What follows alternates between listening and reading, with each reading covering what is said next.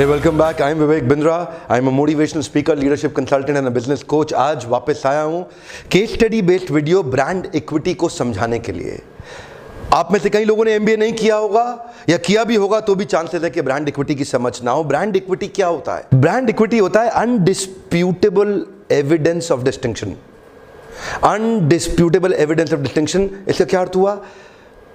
एक reflex action के basis पे आप तुरंत कौन से ब्रांड को प्रेफर करते हैं, किस ब्रांड का प्रेफरेंस और रिकॉल वैल्यू आपके मन में स्ट्रांग है, उस ब्रांड का इक्विटी ज्यादा है। अनडिस्प्यूटेबल एविडेंस ऑफ डिस्टिंक्शन का मतलब क्या है? सामने मार्केट प्लेस में जितने भी ब्रांड्स हैं, जो आपको कोई चीज चाहिए, अनडिस्प्यूटेडली आपके मन में सबसे पहले नाम किसका आता है, उसका ब्रांड इक्विटी सबसे ज्यादा है। उदाहरण के रूप में मैं आपसे पूछूं नूडल चाहिए तो पहला मन में क्या नाम आता है आपके? मैगी।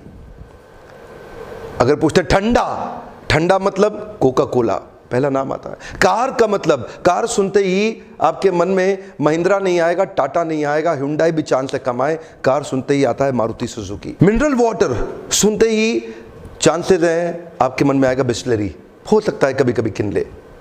टूथपेस्ट बचपन से सुनते आ रहे हैं कोलगेट कर लो, कोलगेट कर लो, तूने कोलगेट किया क्या? टूथपेस्ट का मतलब कोलगेट। कोलगेट कई ब्रांड लाने के बावजूद भी आज भी अनडिस्प्यूटेबल एविडेंस है उसका, हमारे देश के अंदर लॉयल्टी कोलगेट के प्रति आज भी बनी हुई है। किसी को पिज्जा खाना है देश में, पहला नाम क्या ध्यान में आता है? डोमिनोज। इसको बोलते हैं ब्रांड इक्विटी। बड़ी स्ट्रॉन्ग इक्विटी इन ब्रांड्स ने जनरेट करी over a period of time. Insurance policy लेना है, क्या नाम आएगा सबसे पहले? LIC। लोग क्या कहते हैं? एक LIC ले लो, ऐसा नहीं बोलता है इंश्योरेंस पॉलिसी ले लो, बोलता है कि LIC ले लो। सड़क पर चलते चलते अगर बच्चा गिर गया, उसको चोट लगी, खरोंच आ गई, तो कॉटन के साथ सबसे पहले क्या लगाते हैं? डेटॉल। डेटॉल एक ब्रांड का नाम है। डेटॉल एक एंटीसेप्टिक लोशन नहीं है, लगाया जा रहा है एंटीसेप्टिक लोशन। डेटॉल तो एक ब्रांड का नाम है, लेकिन एंटीसेप्टिक लोशन को ब्रांड ने सिनोनिमसली रिप्लेस कर दिया डेटॉल। डेटॉल लगा लो, कोलगेट कर लो, LIC ले लो, मैगी खा लो, एक बिस्लरी पकड़ाना भैया। ये क्या है? ये इतने स्ट्रॉन्ग ब्रांड इक्विटीज हैं, इन्होंने प्रोडक्ट को ही रिप्लेस कर दिया अपने ब्रांड नेम के द्वारा। तो ब्रांड इक्विटी एक अनडिस्प्यूटेबल एविडेंस ऑफ डिस्टिंक्शन होता है। Taking a decision based on reflex action. देखते ही सबसे पहले क्या डिसीजन लोगे आप? आपके सामने अगर आपको अधिकार दे दिया जाए सीधा प्रधानमंत्री चुन लो, और आपके सामने दो ऑप्शंस हैं, नरेंद्र मोदी और राहुल गांधी। दोनों सम्मानीय व्यक्ति हैं, लेकिन आपके चांसेस क्या हैं कि आप किसको वोट देना चाहेंगे?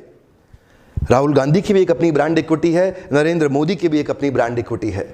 वो ब्रांड इक्विटी एस्टैब्लिश करने में बहुत समय लगता है, वो ट्रस्ट वर्दिनेस और प्रेफरेंस इंडेक्स को बढ़ाने में एक समय लगता है, जिसको आज कई कंसल्टेंट इसी इंडस्ट्री में काम करते हैं, उसको PNL अकाउंट में ब्रांड इक्विटी को भी कैलकुलेट करके दिखाते हैं। आपका कंपनी की वैल्यूएशन होती है ना, ये कंपनी कितने की है, 500 करोड़, 1000 करोड़ की।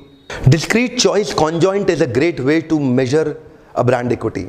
एक्चुअली आपको देखना पड़ेगा what do you stand for and what should you be known for. आपको किस लिए जाना चाहिए? आपकी पहचान क्या है? कंसिस्टेंसी और कॉन्ग्रुएंस चाहिए कम्युनिकेशन में, बार बार एक ही जैसी बात को डिलीवर करने में। जैसे for example Thums Up, taste the thunder. Thums Up क्या बोलता है?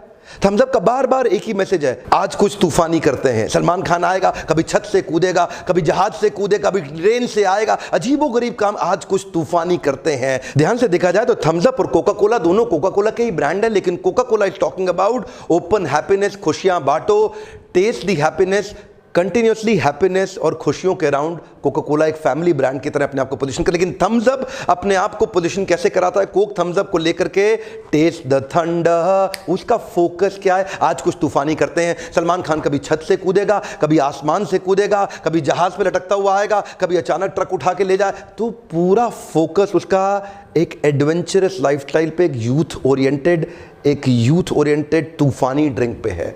उनका कंसिस्टेंसी है अपनी ब्रांड को पोजीशनिंग को लेकर के। आप किस लिए जाने चाहिए? मेरा आपसे प्रश्न है, कम ऑन, जो मेरी ऑडियंस आज मेरे वीडियो को देख रही है, मैं ये सारे कंटेंट को साधारण भाषा में आप तक पहुंचाना चाहता हूं। आप जिस भी चीज का व्यापार कर रहे हैं, मेरा प्रश्न ये है, आप किस चीज के लिए जाने चाहिए? Have a consistency.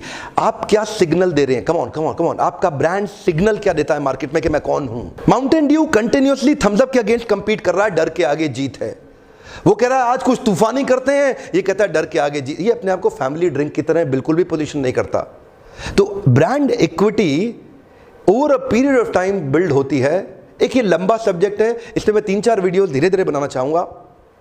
Doctor Vivek Bindra, मेरी भी एक अपनी ब्रांड इक्विटी है। आप कभी मुझे टी शर्ट में, पजामे या जीन्स के अंदर या एक कैजुअल हंसते मुस्कुराते कैजुअल प्रोग्राम करते कभी नहीं देखेंगे। मैंने अपने आप को एक सीरियस लीडरशिप और बिजनेस कंसल्टेंट की तरह ही पोजीशन किया है। मेरा कम्युनिकेशन बिल्कुल साफ है आपको कि मेरे साथ में आपको टी शर्ट पजामे के अंदर नहीं देखेंगे। आप मुझे कंसिस्टेंटली हमेशा बिजनेस सूट में, एक कंसिस्टेंसी और कॉन्ग्रुएंस चाहिए। ऐसा नहीं कभी भी कुछ भी कहीं भी कैसा भी कुछ कर दिया, प्रोग्राम कर दिया। मेरा प्रश्न आपसे है, नहीं आपसे, आप किस लिए पहचाने जाने चाहिए, मेरा प्रश्न है आपसे। What should you be known for, what is your identity, और आप क्या सिग्नल देना चाहते हैं मार्केट में कि आप कौन हैं। आज मेरे लीडरशिप फनल में जब पार्टिसिपेंट्स आते हैं तो मुझे यही फीडबैक देते हैं कि डॉक्टर बिंद्रा, आपका कंटेंट एक वर्थ वॉचिंग कंटेंट है। ये साफ पता चलता है कि आप व्यूअरशिप बढ़ाने के लिए कुछ भी नहीं डाल देते। आज बहुत सारे लोग हैं जो व्यूअरशिप बढ़ाने के लिए कोई भी चीज डाल देंगे। इनफैक्ट अगर आप न्यूज चैनल भी देखें तो 2 प्रकार के न्यूज चैनल है और दोनों की अपनी एक ब्रांड इक्विटी और ब्रांड पोजीशनिंग है। एक न्यूज चैनल कैसा है जो इंडिया टीवी, आज तक और एबीपी जैसा है। ये ब्रेकिंग न्यूज में बिलीव करते हैं, ये फट फट फट न्यूज देना चाहते हैं। तो इनका बिहेवियर कैसा होना चाहिए, इनको स्पीड दिखानी पड़ेगी, इनको जल्दी के साथ में कवरेज देनी पड़ेगी। So their nature has to be aggressive, speedy and every time breaking the news। दूसरी तरफ एक और चैनल है, इसका नाम है NDTV. NDTV is not about breaking news, it is about perspective, it is about analysis. वो क्या कहते हैं, मैं कोई भी न्यूज ब्रेक नहीं करता, लेकिन न्यूज आ जाने के कुछ दिन के बाद या कुछ समय के बाद मैं एक अच्छा एनालिसिस और एक पर्सपेक्टिव दूंगा कि एक्चुअली क्या हुआ था। ब्रेकिंग में कभी कभार चीज सही होगी, कभी कभी गलत होगी, लेकिन पर्सपेक्टिव और एनालिसिस में मैं एक आपको ओपन माइंडेड, एक कंप्लीट एनालिसिस के साथ एंड टू एंड पिक्चर ला के देना चाहता हूं। एक्चुअली दोनों चैनल की एक अपनी ऑडियंस है, दोनों चैनल की एक अपनी व्यूअरशिप है। मैं ये नहीं बोल रहा ये अच्छा है ये बुरा है, मैं ये बोल रहा हूं इनकी एक अलग ब्रांड इक्विटी है और इनकी एक अलग ब्रांड इक्विटी है। आप किस लिए जाने जाना चाहते हैं, ये मेरा आपसे प्रश्न है। What do you want to be known for? 2014 के ऐतिहासिक इलेक्शन के दौरान एक ही नाम हर जगह सुनाई पड़ रहा था, नरेंद्र मोदी, नरेंद्र मोदी और नरेंद्र मोदी। एनडीए की सरकार ने उस समय थोड़ा लेट लेकिन एक पावरफुल टीम को सिलेक्ट किया। ओगिलवी से थे पीयूष पांडे और मेडिसन से थे सैम बलसारा। पीयूष पांडे और सैम बलसारा एडवर्टाइजिंग इंडस्ट्री के सबसे बड़े आइकॉन्स हैं हमारे देश के अंदर। सबसे बड़े इन्फ्लुएंसर आज भी पीयूष पांडे ही हैं और पीयूष पांडे ही वो व्यक्ति थे जिन्होंने इस टर्म को कॉइन किया, अब की बार मोदी सरकार। क्या अब की बार मोदी सरकार? या अब की बार मोदी सरकार में एक कॉल फॉर एक्शन था, इसके अंदर एक छुपा हुआ कॉल फॉर एक्शन था। एक्शन लेने के लिए एक जिंगल बन गया था, अब की बार मोदी सरकार, एक जिंगल बन गया था। इनफैक्ट छोटे छोटे बच्चे भी देख के घर परिवार में पहचान रहे थे ये मोदी है, अब की बार मोदी सरकार, अब की बार मोदी सरकार। इनको लगभग 50 दिन का समय मिला, लेकिन 50 दिन के अंदर 200 से ज्यादा टीवी कमर्शियल, 100 से ज्यादा रेडियो कमर्शियल और पर नाइट 100 से ज्यादा print ads, burning the midnight oil. दिन रात 2400 घंटे इनकी टीम ने लगातार काम किया, लगातार काम किया। एक ही नाम सुनाई और दिखाई और सुनाई और दिखाई पड़ रहा था, नरेंद्र मोदी। ब्रांड इक्विटी को बिल्ड करने में एडवर्टीजमेंट का बड़ा रोल है, लेकिन एडवर्टीजमेंट सब कुछ नहीं है, यही बताना चाहता हूं। कम ऑन, ध्यान दीजिएगा। आपको लगेगा कि इसका मतलब जो अच्छी ऐड कर दे उसका बड़ा ब्रांड हो गया, जिसके पास ऐड का पैसा नहीं उसका ब्रांड छोटा हो गया। ऐसा नहीं है कि ज्यादा अच्छी ऐड बना दो तो ब्रांड इक्विटी बढ़ ही जाएगी। इनफैक्ट गोल्डन स्टेटमेंट है, good advertisement kills a bad product faster. अगर खराब प्रोडक्ट की अच्छी ऐड बना दी तो ऐड तो चल जाएगी पर कंपनी का पर्दाफाश हो जाएगा। यूपीए गवर्नमेंट, राहुल गांधी की टीम उनसे 2 महीना पहले से अपने एड कैंपेन को रन कर रहे थे।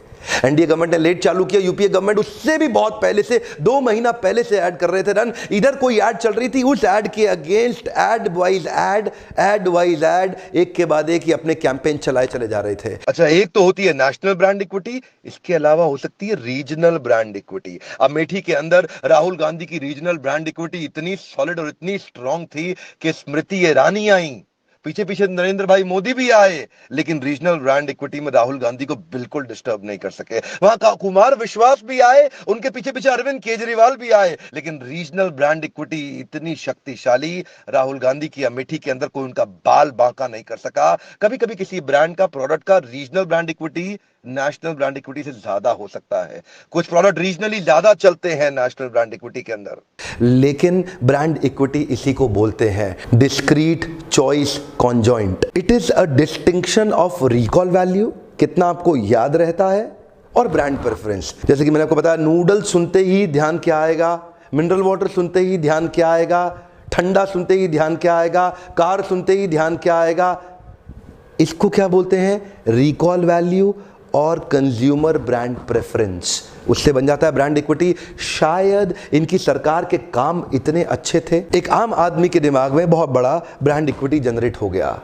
मैं राजनीतिक चर्चा आज बिल्कुल नहीं कर रहा हूं, दोनों की अपनी ब्रांड इक्विटी और आपकी भी एक अपनी ब्रांड इक्विटी है। आप नीचे अभी कमेंट लिखेंगे ना, मेरे बारे में वीडियो अच्छा लगा या बुरा लगा, आप कमेंट लिखेंगे, आपकी भी एक अपनी ब्रांड इक्विटी जनरेट होती है कि आप कौन है, उससे आपके बारे में भी पता लगता है। So what is brand equity? It is the commercial value that is derived out of consumer preference and experiences. एक कंज्यूमर के प्रेफरेंस और एक्सपीरियंस से कमर्शियल वैल्यू बन के आती है, जिसके कारण मैं समझ में आता है कि मैं इस ब्रांड के लिए ज़्यादा पैसा देने को भी तैयार हूँ। देखो, दोनों एक जैसी चीज़ें हैं, एक ही रेट की चीज़ें हैं, लेकिन इसके लिए मैं ज़्यादा पैसा भी देने को तैयार हूँ क्योंकि मेरे को ये ब्रांड ही चाहिए।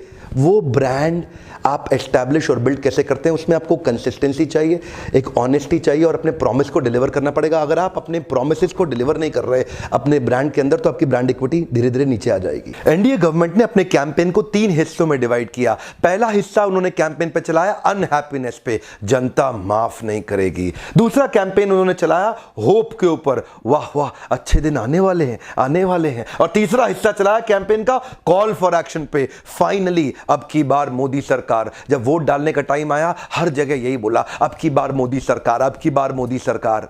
इंटेलिजेंटली स्टेप बाय स्टेप इनको बिल्ड करते चले गए। हर पुरानी तकलीफों, हर सारी तकलीफ के पीछे लोगों को लगा कि पता नहीं किस मसीहा का जन्म हो गया है, किसका अवतार होने जा रहा है। हर जगह एक ही नाम सुनाई पड़ रहा था, एक ही नाम दिखाई पड़ रहा था, नरेंद्र दामोदर दास मोदी। इसको बोलते हैं ब्रांड इक्विटी। सो अनहैप्पीनेस के बाद जो ये होप दिखाई दी ना, अच्छे दिन आने वाले हैं, अच्छे दिन आने वाले हैं, अच्छे दिन लोगों को विश्वास होने लग गया, अच्छे दिन अब आएंगे क्योंकि नरेंद्र दामोदर दास मोदी आ रहे हैं। इसको बोलते हैं ब्रांड इक्विटी। अगर तो ये ब्रांड अपने प्रॉमिस को डिलीवर किया तो अगली बार चलेगा, और अगर ये ब्रांड अपने प्रॉमिस को डिलीवर नहीं किया तो ये अगली बार डूबेगा। ठीक उसी प्रकार आप कमर्शियल ब्रांड बहुत सारे देखते हैं। आप आज वोट दे रहे हैं, आप आज अपने टैक्स का पैसा दे रहे हैं, अगर इस सरकार ने अपने प्रॉमिसेस को डिलीवर नहीं किया तो उसका ब्रांड इक्विटी डाइल्यूट होने लगेगा। इसका मतलब है प्रेफरेंस, इसका मतलब है रिकॉल वैल्यू। वो ब्रेन टैटू हो जाता है, लोगों के दिमाग में छपने लग जाता है। नरेंद्र मोदी ने बोला मैं प्रधान सेवक हूं, वो अपने बारे अब लगातार लोगों को कम्युनिकेट कर रहे थे अपने बारे में। अच्छा ध्यान दीजिएगा, ये ब्रांड इक्विटी बढ़ती और घटती है प्रॉमिसेस को डिलीवर करने के बेसिस पे। तो जैसा ये पॉलिटिकल पार्टीज के साथ है, ऐसा ही कॉर्पोरेट्स और ऐसा ही कमर्शियल ऑर्गेनाइजेशंस में होता है, ऐसा ही सब जगह पे होता है। अगर आप एक यूट्यूब चैनल पे भी जाते हैं और वहां पे आपको वीडियो देखने के बाद कुछ अच्छा कंटेंट नहीं मिलता, ऐसा लगता है कि जैसे कुछ बस व्यूअरशिप बढ़ाने के लिए थंबनेल तो अच्छा लगा दिया लेकिन अंदर खोखला कंटेंट है, तो आप उसके पास दोबारा वापस नहीं आएंगे। ठीक उसी प्रकार डिलीवरिंग द प्रॉमिस, एक्चुअली आपको समझना पड़ेगा, ब्रांड एक नेम, लोगो या टैगलाइन नहीं होता। एक ब्रांड लोग समझते हैं ये लोगो है, ये ब्रांड है, ये इसका ब्रांड लोगो है। ब्रांड नेम, लोगो या टैगलाइन, नेम, लोगो या टैगलाइन एक जरिया होता है ब्रांड को कम्युनिकेट करने का। There only mediums of communication. Brand होता क्या है? ब्रांड होता है एक महसूस कराने का तरीका। People don't remember who you are, they remember how do you make them feel. One more time, come on come on come on come on, ध्यान दीजिएगा। लोग कोई याद नहीं रखेंगे कि कौन कैसा है, कौन क्या है, किसके पास क्या माल है, वो याद रखेंगे आपने उनको कैसा महसूस कराया। अगर आप उसको अच्छा महसूस कराएंगे, प्रेफरेंस इंडेक्स बढ़ने लगेगा। अगर आप खराब महसूस कराएंगे, प्रेफरेंस इंडेक्स घटने लगेगा।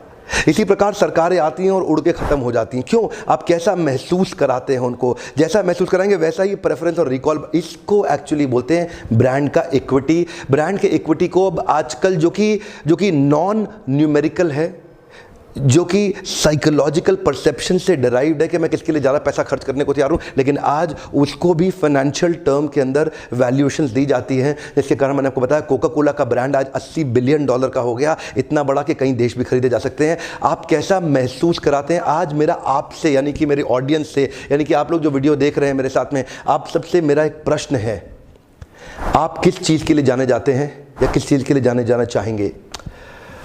What do you think are you known for? What should you be known for? क्या आप अपने कंज्यूमर को ठीक से पहचानते हैं? और दूसरा प्रश्न, क्या आपकी कंपनी के सारे एम्प्लॉयज़ आपके कंज्यूमर को ठीक से पहचानते हैं? मेरा तो प्रश्न सुनिए, क्या आप अपने कंज्यूमर को ठीक ढंग से पहचान पाए आज तक? क्या आपके सारे एम्प्लॉयज आपकी कंपनी में आपके कंज्यूमर को ठीक ढंग से पहचान पाए? अगर आप नहीं पहचान पाए तो आप कंसिस्टेंसी उस कम्युनिकेशन में, कंज्यूमर टच पॉइंट की एक्सपीरियंस में वो कंसिस्टेंसी नहीं दे पाएंगे। हर जगह पे आपको बार बार वही टच पॉइंट पे, हर जगह पे वही एक्सपीरियंस जनरेट करके देना होगा। मैं इस पे 2 वीडियोस धीरे धीरे और बनाने वाला हूं, आपको जल्दी ही दूंगा। मेरी इच्छा रहती है कि case study based, formula based, strategic videos जिनको आप तुरंत इंप्लीमेंट कर सकें, आपके पास लगातार देता रहूं, ताकि मैं आज एक रूरल इंडिया को, आज एक गांव के लोगों को हिंदी के अंदर हाई क्लास कंटेंट देके एम्पावर करने के सपने के साथ चलाऊं। मेरे देश के व्यापारियों को अपना ब्रांड कैसे बिल्ड करना है, मैं उसकी ट्रेनिंग देना चाहता हूं। मेरे देश के छोटे छोटे व्यापारियों को टियर 2, टियर 3 सिटी जो मेरे ट्रेनिंग प्रोग्राम लीडरशिप फनल में खर्चा करके नहीं आ सकते, उनको मैं फ्री वीडियोस के माध्यम से ये कंटेंट लगातार देना चाहता हूं, ताकि उनको भी एक्सपीरियंस मिल सके कि एक ग्लोबल ब्रांड कैसे बिल्ड किया जाता है। हालांकि फिर भी अगर आप थोड़ी हिम्मत जुटा के कुछ इन्वेस्टमेंट करना चाहते हैं तो इस ट्रेनिंग प्रोग्राम में लीडरशिप फनल के जरूर आइए। हम यहां पे एंटरप्रेन्योर्स को बिल्ड करने के सपने के साथ में इस ट्रेनिंग प्रोग्राम को लॉन्च किया है। हमारा कंसिस्टेंटली प्रयास है कि हमारे देश के छोटे छोटे व्यापारियों को हम लोग अब बिल्ड करके नेक्स्ट लेवल पे लेके जाएं। इसी सपने के साथ हम लोग चलते हैं। आपका जो खर्चा है ना ट्रेनिंग प्रोग्राम का, वो अपने आप आपको कई गुना कमा के देगा। ये मेरी जिम्मेदारी है, आप आए, ये आपकी जिम्मेदारी। इसी नंबर पे फोन करके चेक करें अगली तारीख कब की है।